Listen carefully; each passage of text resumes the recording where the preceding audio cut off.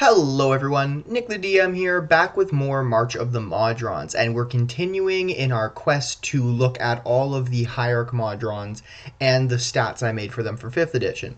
The first two parts of this little mini-series within March of the Modrons are out already, so go check them out. But today we're taking a look at the Hexdons and the Quintons, the 6th and 5th ranked Hierarch Modrons, so let's get into it. Hexdons. Hexdons are the 6th ranking of all Modron society. There are exactly 36 Hexdons in existence throughout all of the planes at one time. A Hexdon appears as a humanoid with 6 arms, 2 large human arms, each ending in a hand with 6 fingers, plus 4 tentacles tipped with sharp claws. From its back sprouts a pair of thin, fan-like wings. They receive their orders from Quintons and pass them along to the Septons.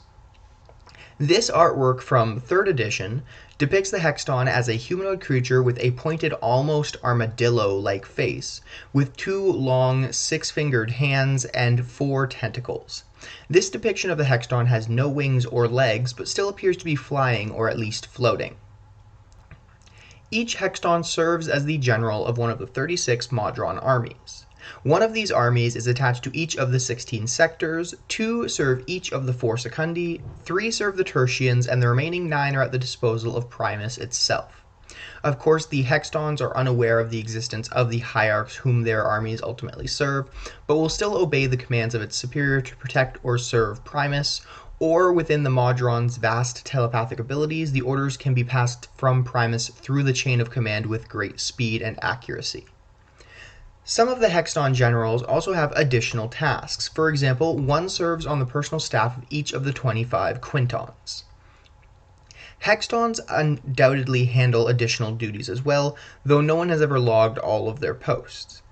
There is a 75% chance that any Hexton is accompanied by a personal guard consisting of 1 Septon, 2 Octons, 3 Nonatons, 5 Decatons, and 25 Pentadrones, all fanatic in their devotion. Now let's take a look at the stats I made for the 5th edition Hexton. Hexdon, large construct, lawful neutral. Has an armor class of 18, which is natural armor.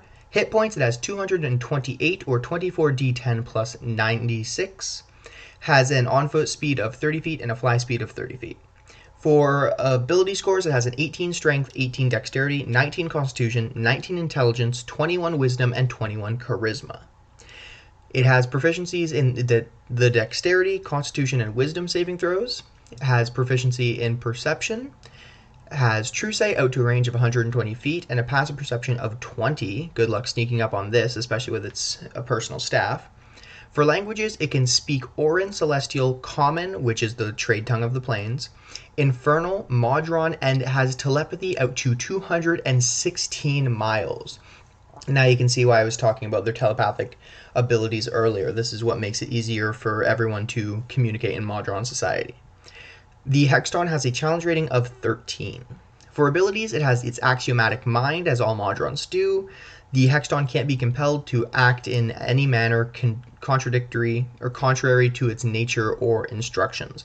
So anything like charmed, frightened, that would prevent it from doing its task or its what its nature is. It is immune from that in any way. Disintegration, if as all Modrons do, if the Hexton dies, his body disintegrates into dust, leaving behind its weapons and anything else it was carrying. Innate spellcasting, charisma-based, has a DC of 18 and a plus 10 to hit with spell attacks. It can use clairvoyance, command at will, and dimension door and wall of force 3 times per day each. For its actions, it has a multi-attack where the Hexton can make 6 attacks, 2 with its slam and 4 with its claws. Its slam is a plus 9 to hit, reach of 10 feet, hits one target, does 11 or 2d6 plus 4 bludgeoning damage. And the claw, which are on the end of its tentacles, is a plus 9 to hit, reach of 10 feet, does 9 or 2d4 plus 4 slashing damage. As with the other Hierarch Modrons, the Hexton was mentioned in earlier editions to have the capabilities of possessing Cleric Spells. This is not like the Cleric class level, but just being able to cast spells of a certain level. The Hexdon has the optional ability to cast spells of an 18th Cleric level, so any spell slots, spells known, cantrips available to a Cleric would be of 18th level would be available to the Hexton if you choose to use this. And as always, this funnels down from Primist all the way down through the ranks to the person who, or the Modron, who is using their cleric abilities or cleric spells. Next, let's take a look at the Quinton. Quintons are the 5th highest ranking of all Modrons. There are 25 Quintons in the Modron hierarchy. A Quinton is a tall, stocky humanoid with 4 flexible arms jutting out from its shoulders and a prehensile tail that serves as a 5th arm. Each of its 5 arms ends in a 5-fingered hand. From its back sprouts a pair of fan-like wings similar to those of a Hexton. A diamond inscribed in the Quinton's forehead serves as a symbol of rank. The Quintons are the bureau chiefs and record keepers of Mechanus. Each Quinton serves a separate bureau. There is 1 bureau in each of the regional and quarter towers, plus 5 in Primus's tower. Each Quinton has 1 Hexton assistant, who in turn can put additional lower-ranked Modrons at its supervisor's disposal. Now let's take a look at the stats I made for the Quinton in 5th edition. Quinton, large construct, lawful neutral. Armor class of 17, hit points 252 or 24 d10 plus 120. It has an on-foot speed of 20 feet and a fly speed of 20 feet. So comparatively in earlier editions to other Modrons and creatures, it is a good deal slower, but that doesn't mean it's anything to be trifled with.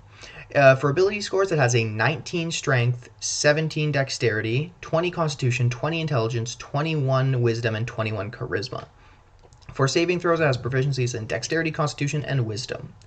It has proficiency in perception, true sight out to 120 feet, passive perception of 20, can speak abyssal, Orin, celestial, common, or the trade tongue of the plains, infernal, modron, and telepathy of 238 miles. The Quinton also has a challenge rating of 14. As with the other Modrons, it has axiomatic mind, can't be compelled to act in a manner contrary to its nature or instructions, and disintegration. If it dies, its body disintegrates and leaves anything it was carrying, including any weapons it would be wielding.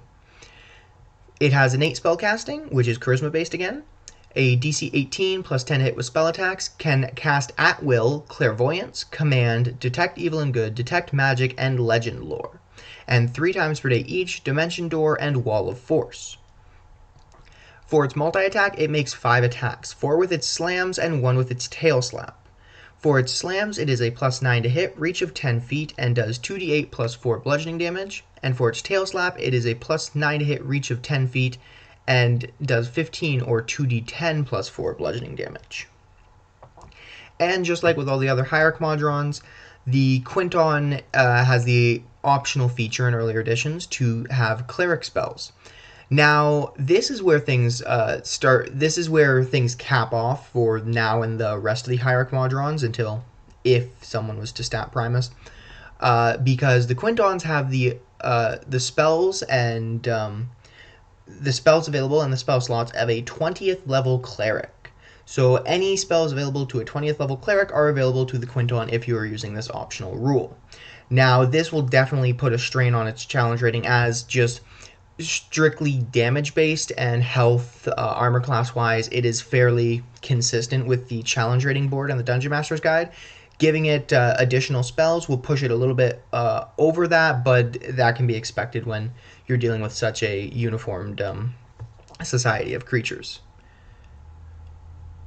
Anyways, that is all I have for you today. Thank you all so much for watching. If you enjoyed this video, please give it a like and subscribe for more videos like this. March of the Modrons is almost over. We only got a few more days, a few more videos, and then I'll probably be taking a little break, and then we'll get into the regularly scheduled videos if I operated on a schedule eventually.